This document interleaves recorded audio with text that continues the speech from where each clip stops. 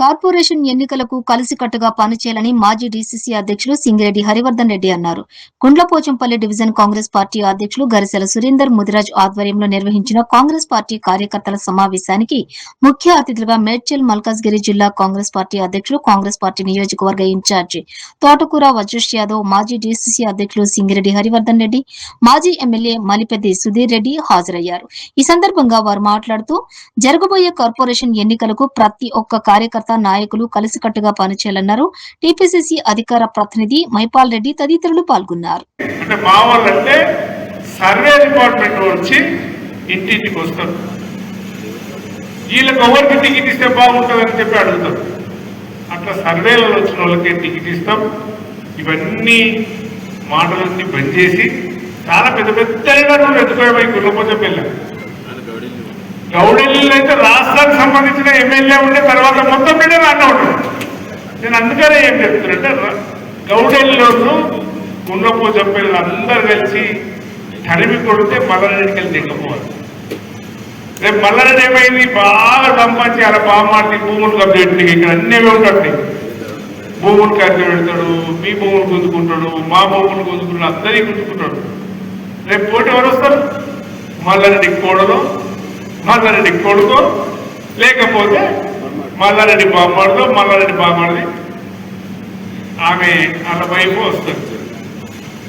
కనుక వాళ్ళని ఎదిరించాల్సిన శక్తి మీ దగ్గరికి రావాలి, బలం మీ దగ్గర రావాలి. మస్తు మాట్లాడతారు. ఆయన సర్పంచ్ ఉండి ఏం చేసిండో తెలుసు, చైర్మన్ అయ్యి ఏం చేసిండో మనందరం తెలుసు. అవన్నీ విషయాలు ప్రజల్లోకి తీసుకెళ్ళాలి. 5-6 గ్రామాలు ఉన్నాయి. అన్ని గ్రామాలలో ఏం జరుగుతుందని మీరు అందరూ చెప్పాల్సిన అవసరం ఉంది. గెలిపించుకోవడానికి మీకు బలం కావాలి. బలం కావాలంటే మీరు జడ్జీలందరినీ అక్కడ బీజేపీ జేసీలా మనం వదిలిపెట్టి మనము మూతికి రాకేశ్వరంగా పోతే ఎట్లా? అందుకోసమే మన పిల్లలను కూడా తయారు చేసుకోవాలి.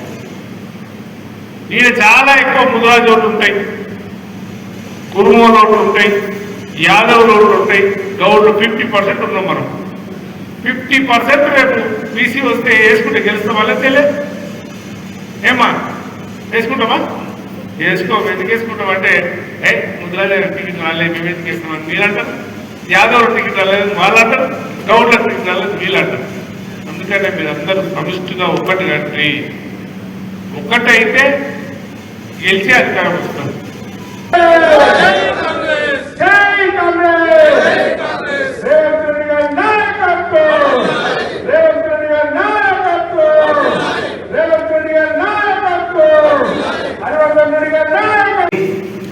ఈ కార్యక్రమాలన్నీ కూడా పార్టీని పరిశుభ్రం చేయడానికి వెళ్తున్నటువంటి మీటింగ్లు ఇవి. ఇప్పుడు మనకి ఎన్నికలు లేవు.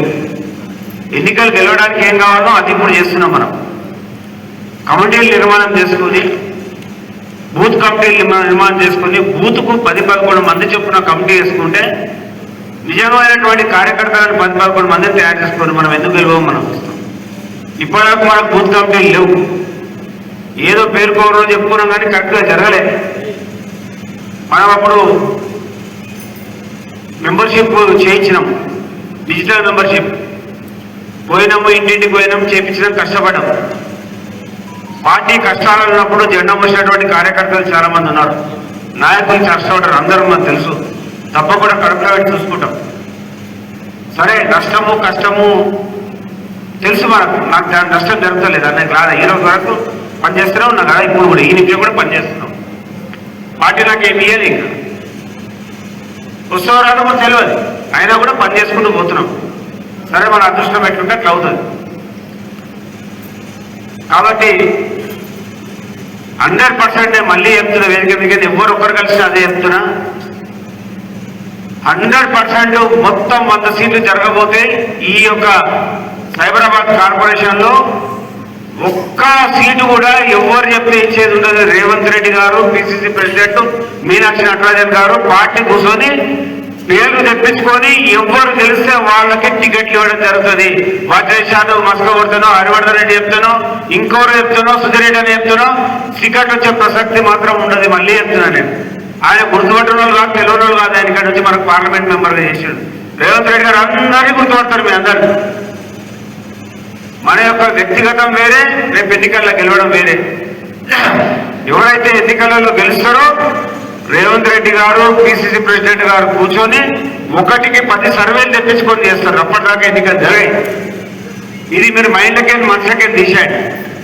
మీ ఏజ్ ఇంకా చిన్న ఉంది, టైం ఉంది ఇంకా మీకు. మీరు ఏం తొందరపడి నిర్ణయాలు తీసుకోవద్దు. రాజకీయాలు అన్నప్పుడు అప్ అండ్ డౌన్స్, మంచి చెడ్డలు ఉంటాయి. నాకు నష్టం జరగలేదా? శరీరము, మైండ్, మనిషిని అన్ని కదిలిపోయినాయి. అయినా పనిచేస్తున్నాం మనం, పార్టీ జెండా కూస్తున్నాం. మనం ఈ విధంగా మనస్పర్ధలు పెట్టుకోదు. ఉన్నాయి డివిజన్ చిన్నగా అయినాయి. ఇంకా రేపు ఏమేమి డీలిమిటేషన్లో ఇంకేం కలుపుతారో తెలియదు, ఇంకెక్కడికి ఇంకోటి కలుపుతారో కూడా తెలియదు.